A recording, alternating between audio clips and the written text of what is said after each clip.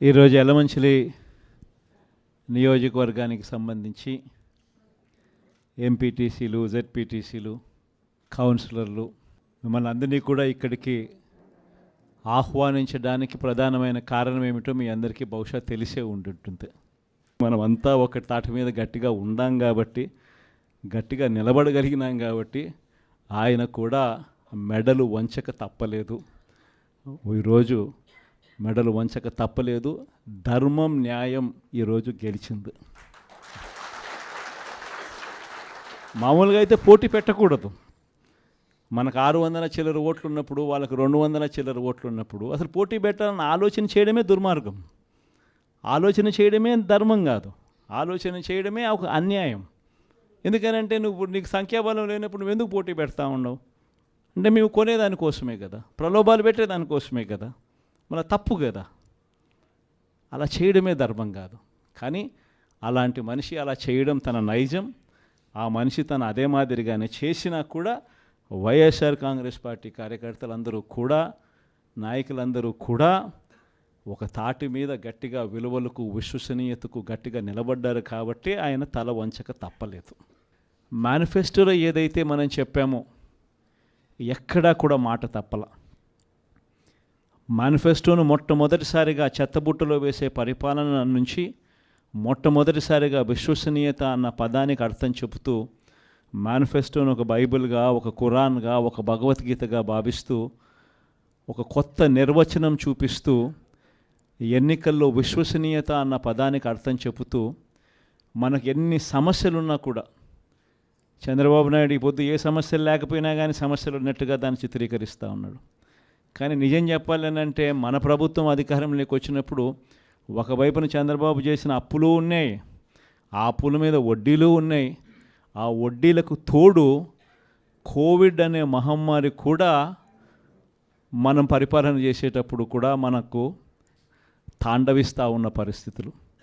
కానీ అటువంటి భయానక పరిస్థితుల్లో ఉన్నా కూడా ఒకవైపున రాష్ట్రానికి రావాల్సిన ఆదాయాలు తగ్గినప్పటికీ, రాష్ట్రంలో పెట్టే ఖర్చు అనూహ్యంగా పెరిగినప్పటికీ ఎటువంటి సాకులు చూపలేదు, ఎటువంటి కారణాలు చెప్పలేదు. ఈ వైట్ పేపర్లని, ఇంకొకటని గత ప్రభుత్వం మీద నిందలు మోపి, కోవిడ్ మీద నిందలు మోపి ప్రజలకు చేయాల్సింది చేయకుండా పోయే కారణాలు ఏ వద్దు చూపించలేదు. ఎన్ని కష్టాలున్నా కూడా చిక్కటి చిరునవ్వుతోనే ప్రతి ఒక్కరికి కూడా, ప్రతి ఇంటికి కూడా మంచి చేస్తూ, ఇదిగో ఈ నెలలో ఈ కార్యక్రమం చేస్తాం, ఇదిగో ఈ నెలలో ఇది చేస్తాం, ఇదిగో ఈ నెలలో ఇది చేస్తాం, ఇదిగో ఈ నెలలో ఇది చేస్తామని చెప్పి గతంలో ఎప్పుడూ జరగని విధంగా ఏకంగా బడ్జెట్లో ఒక క్యాలెండర్ రిలీజ్ చేసి గత 5 సంవత్సరాల పాలనలో కూడా ఏ నెలలో ఏం చేస్తాము అని చెప్పి క్యాలెండర్ రిలీజ్ చేసి బటన్ నొక్కి నేరుగా ప్రతి ఇంటికి డోర్ డెలివరీ చేసిన చరిత్ర గతంలో ఎప్పుడూ కూడా జరగల.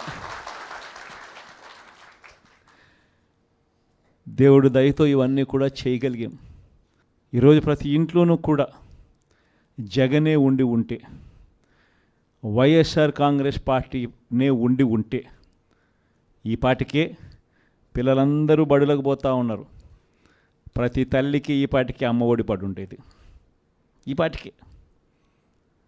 ఈ పాటికే జగనే ఉండి ఉంటే, వైఎస్ఆర్ కాంగ్రెస్ పార్టీనే ఉండి ఉంటే ఈ పాటికే ప్రతి రైతన్న వ్యవసాయంలో ముమ్మరంగా నిమగ్నమై ఉన్నాడు.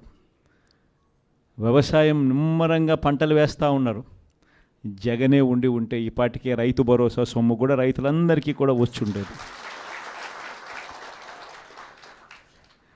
జగనే ఉండి ఉంటే, వైఎస్ఆర్ కాంగ్రెస్ పార్టీ ఏ ప్రభుత్వం ఉండింటే ఈ పాటికే రైతులకు 2023-24 సంబంధించిన ఖరీఫ్కి సంబంధించిన ఇన్సూరెన్స్ సొమ్ము కూడా కనీసం ఇంతవరకు ఈ ప్రభుత్వం ఇచ్చిన దాఖలాలు లేవు.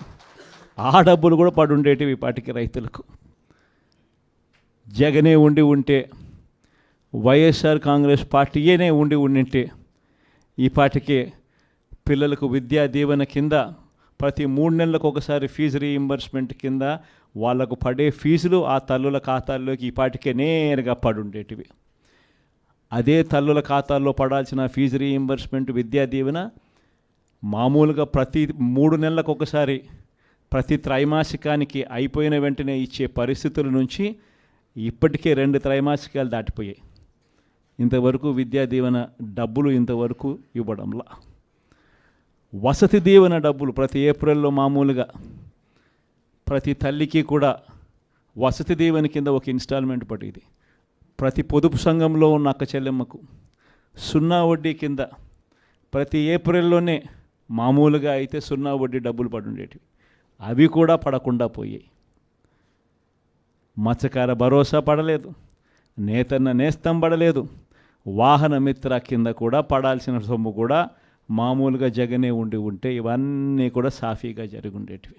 ఈరోజు ఏం జరుగుతూ ఉంది?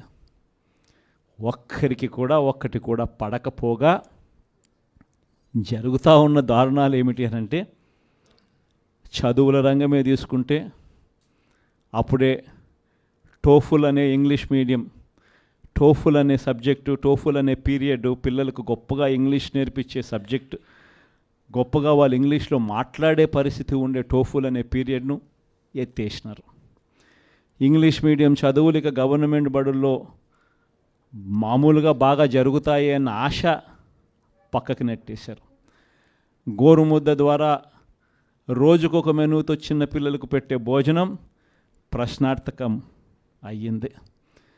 డిసెంబర్లో పిల్లలకు అందరికీ కూడా 8వ తరగతి పిల్లలకు ట్యాబులు ఇస్తారా అన్నది ఇంతవరకు ఆర్డర్లే ఇవ్వలేదు. అది కూడా ఒక క్వశ్చన్ మార్కే. ఇవన్నీ కూడా అప్పుడే విద్యారంగంలో మొదలైపోయి అన్నీ కూడా ప్రశ్నార్థకం. హెల్త్కి సంబంధించి, ఆరోగ్య రంగానికి సంబంధించి చూస్తే ఆరోగ్యశ్రీ బకాయిలు 1800 కోట్లు దాటాయి. ఇంతవరకు రూపాయి ఇచ్చిన దాఖలాలు లేవు. హాస్పిటల్స్ పరిస్థితి ఎలా ఉంది అని అంటే, ఇంతకుముందు డాక్టర్లు లేని కొరత, 0 వేకెన్సీ పాలసీ అనేది తీసుకొచ్చి డాక్టర్లు లేని కొరత ఏ గవర్నమెంట్ హాస్పిటల్లోనూ ఉండకూడదు అన్న పరిస్థితి నుంచి ఈరోజు డాక్టర్లు ఎక్కడ ఉన్నారు అన్న పరిస్థితిలోకి ఈరోజు గవర్నమెంట్ హాస్పిటల్ వెళ్ళిపోయాయి. ఆరోగ్య ఆసరా కనిపించడం లేదు. 104, 108 బిల్లులు లేవు. హాస్పిటల్లో డాక్టర్లు లేరు, మందులు లేవు, పరిశుభ్రత హాస్పిటల్లో అంతకన్నా కూడా లేని పరిస్థితి. ఎవడు పట్టించుకునే పరిస్థితుల్లో లేరు. వ్యవసాయం చూస్తామనంటే మళ్ళీ రైతులు ఈరోజు క్యూలలో నిలబడతా ఉన్నారు విత్తనాల కోసం. వ్యవసాయ పరిస్థితి చూస్తే ఫ్రీ ఇన్సూరెన్స్ పోయింది, ఈ క్రాప్ పోయింది, ఉచిత పంటల బీమా కూడా పక్కన పెట్టేశారు. అన్ని రంగాల్లోనూ ఇదే పరిస్థితి. తెలుగుదేశం పార్టీ నాయకుల చుట్టూ జన్మభూమి కమిటీలు అంటూ మళ్ళీ తెలుగుదేశం పార్టీ నాయకుల చుట్టూ, ఆ నాయకులు ఎక్కడున్నారో మళ్ళీ ప్రజలు వాళ్ళ దగ్గరికి వెళ్ళాల్సిన దుస్థితిలో ఈరోజు మళ్ళీ పాలన సాగుతూ ఉంది. గవర్నెన్స్ అన్నది పూర్తిగా ఎక్కడికి పోయిందో తెలియడంలా. లా అండ్ ఆర్డర్ అయితే నేను చెప్పాల్సిన పనుల, రెడ్ బుక్ పాలన సాగుతూ ఉంది. గ్రామ స్థాయిలో కక్షలను ప్రోత్సహించకూడదు అన్నది పక్కన పెట్టేసి, గ్రామ స్థాయిలో ప్రోత్సహిస్తూ మీరు చేసుకోండి, వెనకాల పోలీసులను మేము చూసుకుంటాము అని చెప్పి రెడ్ బుక్ పాలనతో ఈరోజు లా అండ్ ఆర్డర్ను పనంగా పెట్టి ఈరోజు పాలన సాగిస్తూ ఉన్నారు. దిశ యాప్ ఏమైందో ఎవరికి తెలియడంలా. ఇంతకుముందు ఏ అక్క చెల్లెమ్మ ఆపదలో ఉన్నా కూడా దిశ యాప్ ఫోన్లో బటన్ నొక్కితే చాలు 10 నిమిషాల్లో పోలీసు వాళ్ళు వచ్చి ఆ అక్క చెల్లెమ్మకు తోడుగా ఉండే పరిస్థితి నుంచి ఆ దిశ యాప్ ఈరోజు ఏమైందో కూడా అర్థం కావడంలా. అన్నీ కూడా 2.5 నెలలే. ఇన్ని మంచి పనులు చేసిన మనకే ఈ మాదిరిగా నెంబర్లు వచ్చినప్పుడు, ఇంకా ఆయన ఏ మంచి పని చేయనప్పుడు, అన్ని వ్యవస్థలను నీరు గారుస్తూ ఉన్నప్పుడు, ఇచ్చిన ఏ మాట నెరవేర్చినప్పుడు, అన్నీ అబద్ధాలే అని చెప్పినప్పుడు ప్రజలు ఈ మోసాన్ని, మోసబోయాము అన్న ఈ మోసాన్ని వాళ్ళల్లో ఒక కోపంగా తయారవుతుంది. ఎప్పుడైతే మోసం చేసినప్పుడు ఆ మోసంలో నుంచి ఒక కోపం పుట్టినప్పుడు, ఆ కోపం అన్నప్పుడు మళ్ళీ చంద్రబాబు నాయుడు గారి గ్రాఫ్ ఈ మాదిరిగా జరగాల్సిందే. ఈ 5 ఏళ్లలో కష్టాలు ఉండవా అంటే నేను ఉండవు అని నేను చెప్పను. కష్టాలు ఉంటాయి. కష్టాలు లేకుండా సృష్టి ఉండదు. ఒక చీకటి వస్తుంది, చీకటి వచ్చిన తర్వాత మళ్ళీ మరుసటి రోజు పగలు రాక తప్పదు, అదే సృష్టి. కాబట్టి ఈ 5 ఏళ్ళు మన కష్టాలు ఉండవా అంటే ఉంటాయి. కష్టాలు ఏ స్థాయిలో పరాకాష్ఠకు పోవడం నేను చూశాను అని అంటే, నన్నే 16 నెలలు జైల్లో పెట్టారు. అంత తీవ్రమైన కష్టాలు కూడా చూశా. కాబట్టి నేను ఎందుకు చెప్తా ఉన్నానంటే, ఈ విషయం కష్టాలు లేకుండా ఉండవు.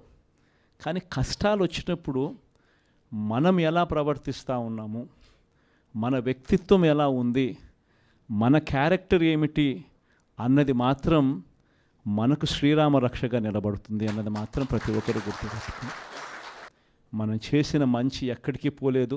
వచ్చే 5 ఏళ్లలో ఏ తెలుగుదేశం పార్టీ కార్యకర్త కూడా ప్రజల్లోకి వెళ్ళి మేము పలాని మంచి చేశాము అని చెప్పుకునే పరిస్థితిలో ఏ తెలుగుదేశం పార్టీ కార్యకర్త ఉండడు. ఎందుకంటే వాళ్ళు చెప్పినటివన్నీ అబద్ధాలు, మోసాలే. కాబట్టి ప్రజలు వాళ్ళ నిలదీసే కార్యక్రమమే జరుగుతుంది. అదే ప్రజలు మళ్ళీ మన వైఎస్ఆర్సీపీ కార్యకర్తలను వీళ్ళు మంచోళ్ళు, ఏ రోజు అబద్ధాలు చెప్పలా, ఏ రోజు మోసాలు చేయలా, చెప్పింది ఏదైనా కూడా చేసి చూపించారు, వీళ్ళు మంచోళ్ళు అని మళ్ళీ వైఎస్ఆర్ కాంగ్రెస్ పార్టీ కార్యకర్తలకు ప్రజలే దండలు వేసి మళ్ళీ మనం నా స్థానంలో కూర్చోబెట్టే పరిస్థితి కూడా ఖచ్చితంగా జరుగుతుంది. ఎన్నికలప్పుడు ఏం చెప్పినాడు? ఎన్నికలప్పుడు వాళ్ళ మనుషులందరినీ ఇళ్ళకి పంపించినాడు. వాళ్ళ ఎమ్మెల్యేలను, వాళ్ళ మనుషులను అందరినీ పంపించి ఇళ్ళకి పంపించినప్పుడు వాళ్ళ క్యాంపెయిన్ కూడా ఏమిటి? చిన్నపిల్లలు కనపడినారనుకో, నీకు 15,000, నీకు 15,000, నీకు 15,000, నీకు 15,000. సంతోషమా అని అడిగేవాడు. ఇంట్లో నుంచి వాళ్ళ అమ్మ బయటకు వచ్చిందనుకో, నీకు 18,000, సంతోషమా అని అనేవాడు. ఆ ఇంట్లో నుంచి వాళ్ళ అమ్మకు సంబంధించిన వాళ్ళ అక్కనో వాళ్ళ చెల్లెలనో బయటకు వచ్చిందనుకో, నీకు 18,000, సంతోషమా అని అనేవాడు. ఆ ఇంట్లో నుంచి ఒక 20 ఏళ్ళ పిల్లోడో ఎవరో ఒకరు బయటకు వచ్చినా అనుకో, నీకు నెలకు 3,000 నిరుద్యోగ వృత్తి, నీకు సంతోషమా అని అనేవాడు. సరే, కండువా వేసుకొని ఒక రైతు ఆ ఇంట్లో నుంచి బయటకు వచ్చినా అనుకో, నీకు 20,000 సంవత్సరానికి, సంతోషమా అని అనేవాడు. ముసలాయమ కనపడితే నీకు 4,000, సంతోషమా అని. ఇదే మాదిరిగానే క్యాంపెయిన్ అంతా జరిగింది. ఇదే మాదిరిగానే క్యాంపెయిన్ అంతా జరిగి ప్రతి ఒక్కరి చెవులోనూ కూడా పెద్ద కాలీఫ్లవర్లు పెట్టి అందరినీ మోసం చేసి ఈరోజు ఇప్పుడు ఆ స్థానంలో కూర్చొని ఉన్నాడు.